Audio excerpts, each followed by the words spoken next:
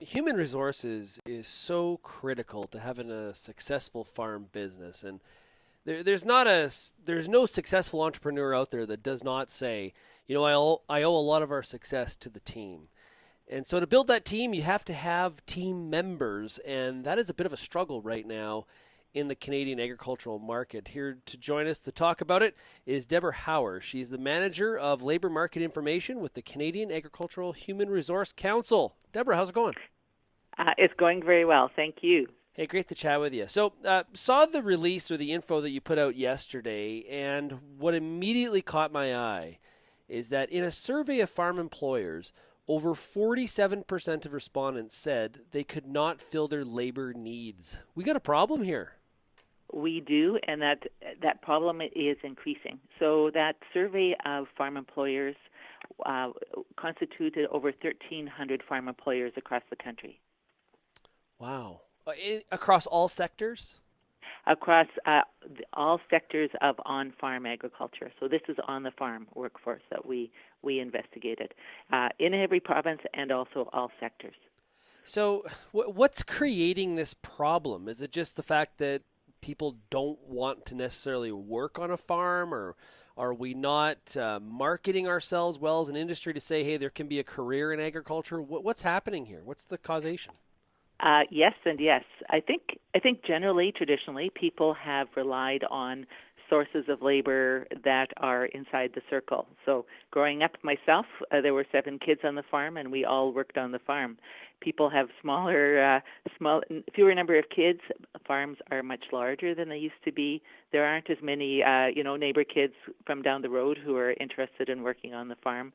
And the supply of sort of recently retired farmers who would be interested in working seasonally on farms, for example, they're there, but there's getting to be fewer of them as well too. So we need to be looking outside our normal source of pools of where we get our workers from.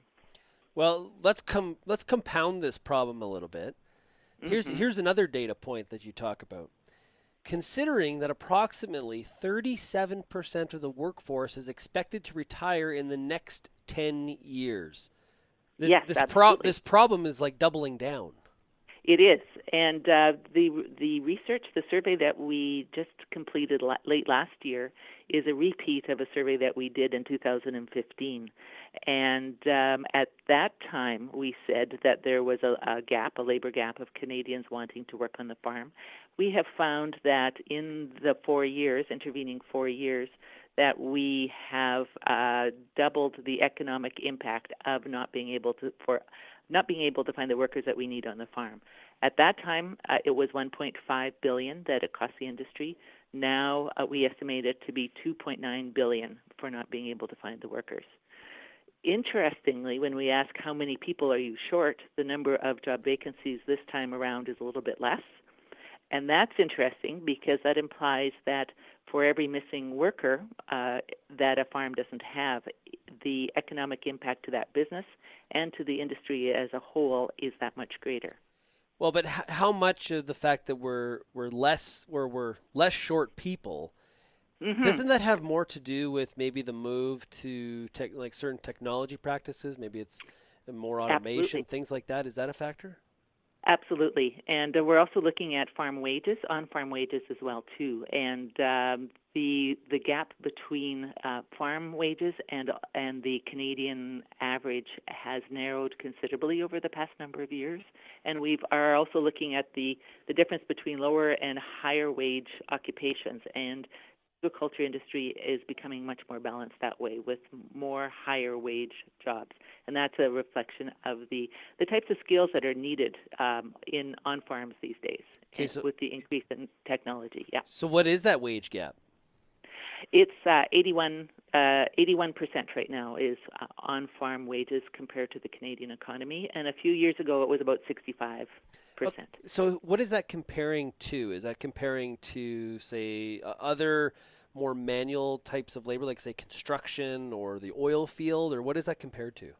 That's compared to absolutely everything out there, including that as well as service industry jobs and government. So it's compared to the entire Canadian economy. Would that be Go ahead. similar to, say, the date? Like, would forestry be behind as well, or is agriculture out on an island being one of the only labor industries where they're behind in terms of pay? Now, I don't have those. I don't have that data with me right off the top of my head of other industries, but that's something I can get for you a little bit later. Part of the situation is that service industries, such as working in restaurants and those sorts of things, are becoming, well, until recently, have become a lot of people working at the lower end, and that has kind of kept the Canadian average fairly steady, right? So agriculture is catching up with the total economy. Well, I agree with you that we have really focused on recruiting inside our bubble. And we've seen this on the corporate side of agriculture as well, right? Where companies, the recruitment tactic was hire a farm kid. Mm-hmm. And we just don't have as many of those anymore as the industry has grown, and really the interests of farm kids have shifted. So, Mm-hmm. what role does immigration play in solving this problem?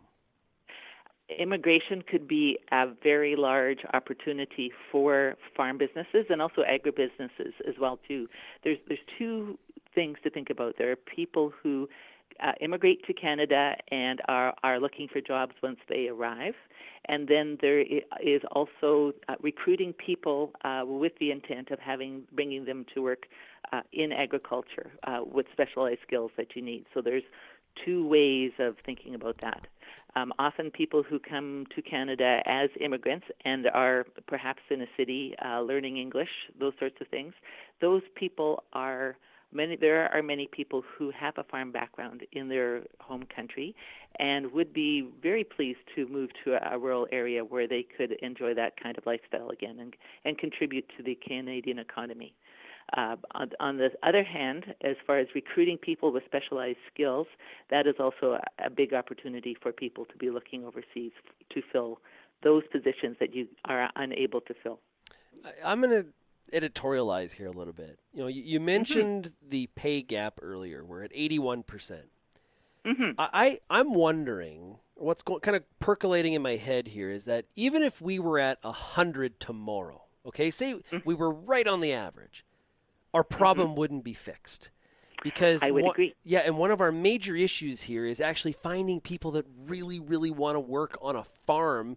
Because one of the problems is a farm is not in the middle of a city, and it's in a rural, remote area, and that's actually one of our bigger challenges. So there's two things that come to mind when you say that, and I agree with you completely. One is that we have done work with surveys of employees, asking them about their experience working on the farm, if they like it, why they like it, are they planning to leave anytime soon.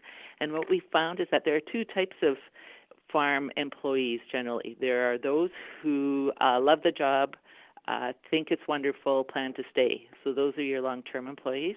Then there are the second group are the people who are not so attached to the work or to the business and are there for a short time.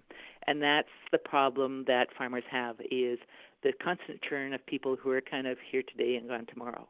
So part of that, the solution to that is to try and recruit and keep the people who are of the first group.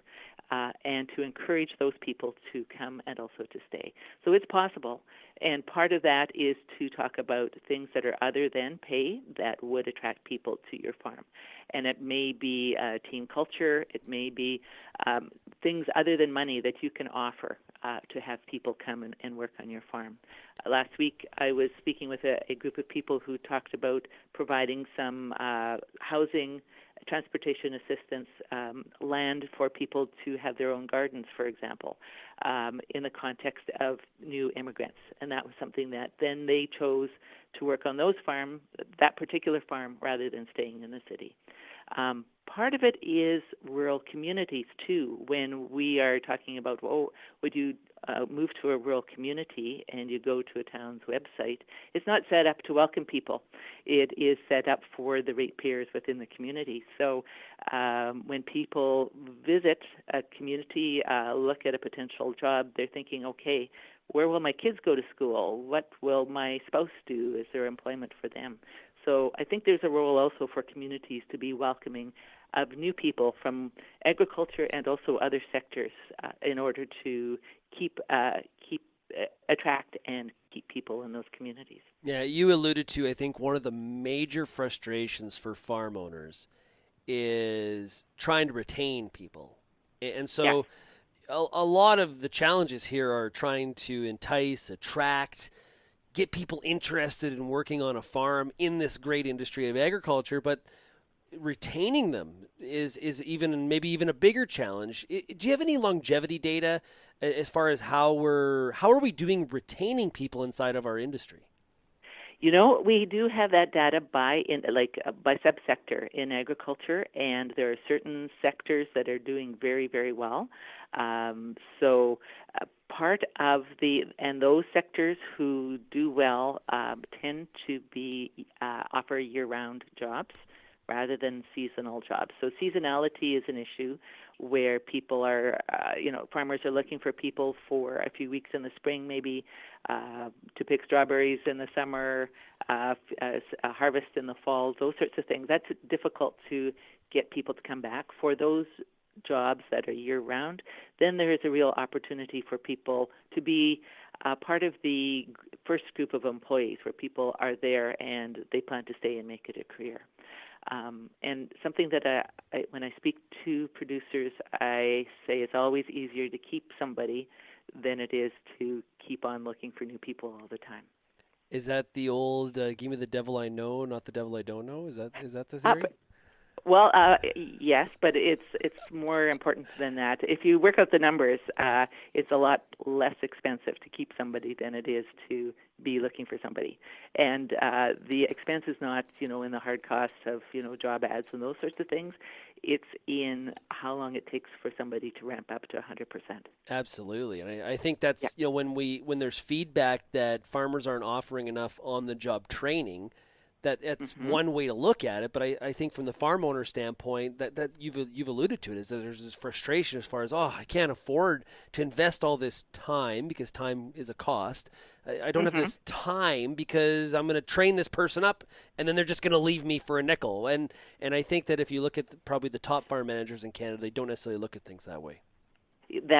That's correct. And our employee surveys of employees indicate that people will stay if they feel that they're valued and that they love the job. Yeah.